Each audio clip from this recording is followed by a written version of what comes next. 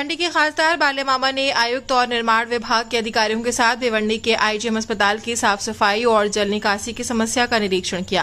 खासदार बाले मामा ने कहा कि वर्तमान में इस अस्पताल से करीब 15 लाख नागरिकों को सेवा दी जाती है। मरीजों की संख्या के मुकाबले डॉक्टरों और अस्पताल के कर्मचारियों पर काफी दबाव है, फिर भी वे मरीजों की सेवा में दिन रात जुटे हुए हैं। आज के निरीक्षण में बाले मामा ने आयुक्त और निर्माण विभाग के अधिकारियों को तत्काल आवश्यक सुधार करने के निर्देश दिए हैं।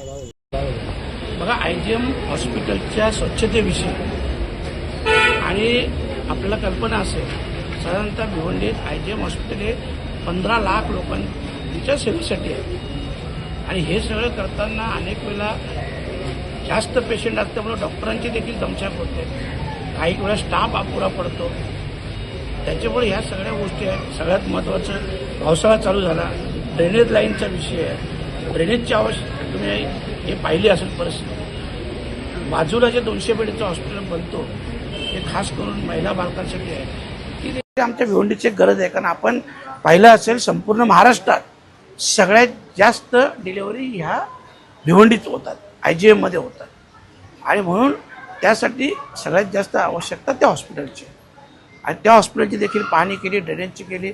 आयुक्त साहेब देखील आले होते, PWDचे अधिकारी होते। सगळ्या अधिकाऱ्यांना तत्काळ संबंधित कामांविषयी सूचना देखील केलेल्या आहेत। पुढील आठवड्यात कामं होतील अशा प्रकारचं आश्वासन दिलेलं आहे आणि पुढील आठवड्यात पुन्हा एकदा हे सगळं पाहणी करण्यासाठी मी स्वतः येणार आहे।